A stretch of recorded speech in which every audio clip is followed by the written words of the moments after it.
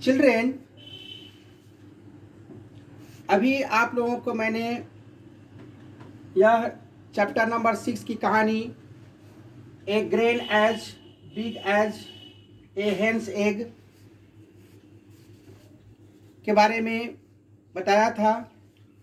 मैं इस कहानी का हिंदी संक्षिप्त परिचय बता रहा हूँ कि इस कहानी में लेखक जो है उन्होंने बहुत समय पहले धरती और धरती से जो लोगों को मुफ्त में उत्पादित सामग्रियां मिलती थी उसके बारे में बताया है। कहानी को लेखक ने कुछ इस तरह से प्रस्तुत किया है कि एक दिन की बात है कि कुछ बच्चे जो घूम फिर रहे थे घाटी के बीच में, तभी वहाँ पर उनको एक बहुत बड़ा अनाज का दाना मिला और वह अनाज का दाना इतना बड़ा था, मालूम पड़ता था जैसे कि कोई मुर्गी का अंडा हो। बच्चों के हाथ में वह अनाज का दाना एक यात्री ने देखा तो वह यात्री उस बच्चे को कुछ पैसे दे करके उससे वह खरीद लिए और वह अपने राज्य के राजा के पास ले जा करके उसको बेच दिया। राजा ने जब वह अनाज के दाने को देखा तो वह भी बहुत आश्चर्यचकित हुआ। उसने अपने दरबार के बड़े बड़े विद्वानों को उसके बारे में जानकारी प्राप्त करने के लिए कहा, लेकिन उनके कोई भी विद्वान जो थे उसके बारे में जानकारी नहीं प्राप्त कर सके। अंत में उन्होंने राजा को कहा कि राज्य के जो किसान होंगे वह इसके बारे में कुछ बता सकते हैं। तो राजा ने कहा कि ठीक है, उस बुद्धिजीवी किसान को लाया जाए। तो विद्वानों ने एक किसान को लाया जो कि 2 बैसाखियों के सहारे चल रहा था। उसके चेहरे भी काफ़ी मुरझाए हुए से थे, चेहरे पर झुर्रियाँ थी, दांत वगैरह भी टूटे हुए थे, उसको दिखता भी सही ढंग से नहीं था और वह सुन भी नहीं सकता था। जब उसने अनाज के दाने को देखा तो वह कहा कि महाराज, अब तक तो न मैंने ऐसा कभी दाना देखा है, न कभी बोया है और न ही कभी खरीदा भी है। मैं इसके बारे में कुछ नहीं बता सकता। हो सकता है कि मेरे पिताजी इसके बारे में आपको कुछ बता सकते हैं। तब उस किसान के पिताजी को लाया गया।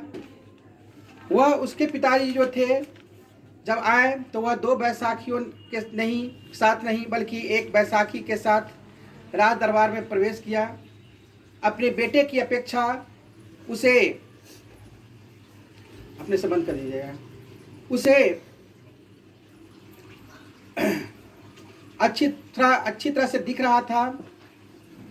लेकिन उसने भी जब वह अनाज के दाने को देखा तो वह भी इनकार कर दिया कि मैंने भी अब तक इस प्रकार के दाने को न तो देखा है न कभी खरीदा है।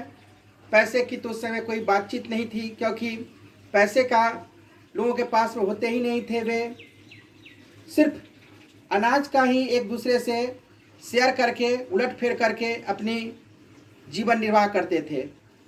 अच्छा होगा कि मेरे पिताजी कहीं इसके बारे में विशेष जानकारी दे सके। फिर उस के पिताजी को बुलाया गया। जब वह दरबार में आया तो उनका शरीर काफ़ी अपने बेटे से भी हट्ठा कट्ठा था।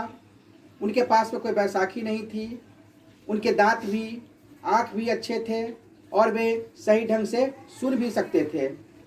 जब उन्होंने उस अनाज के दाने को देखा तो उन्होंने कहा कि बहुत समय पहले जब वे बच्चे थे तो उन दिनों इस प्रकार के जो अनाज के दाने उपजाए जाते थे, उस समय मजदूर जो थे वे खुद अपनी ज़मीन में अनाज को बोते थे और उपज करते थे। उस समय में क्या था कि उनको किसी भी प्रकार के जो था वह माने दबाव नहीं था अनाज का उत्पादन करने में। वे स्वतंत्र रूप से खेती करते थे, धरती से अनाज उपजाया करते थे। और उस समय जो लगता है इस बात जो थी वह ईश्वर के, प्रकृति के जो नियम कानून थे उसका पालन करते थे, खेती के समय पर सिंचाई करते थे, भूमि की उर्वरा शक्ति नष्ट न हो उस पर पूरे ध्यान रखते थे, और बदले में प्रकृति भी उनको इस प्रकार के अनाज के दाने दिया करते थे। यह कहानी का एक मुख्य रूप है। बच्चों, लेखक इस कहानी के द्वारा यही बताना चाहते हैं कि वर्तमान समय में प्रकृति के साथ, धरती के साथ मनुष्य बहुत ही गलत कर रहा है। वह खेतों की उर्वरा शक्ति को तो नष्ट कर ही रहा है, पेड़ पौधे को नष्ट करके, साथ ही साथ किसान लोग जो है उसमें बहुत सारे कीटनाशक दवाओं का छिड़काव कर देते हैं, अधिक से अधिक रासायनिक खाद का इस्तेमाल करते हैं, जिससे कि भूमि की उर्वरा शक्ति दिनों दिन समाप्त होते जा रही है, जिसको यथाशीघ्र सुधारना बहुत ही आवश्यक है। इस कहानी का मुख्य उद्देश्य यही है। धन्यवाद।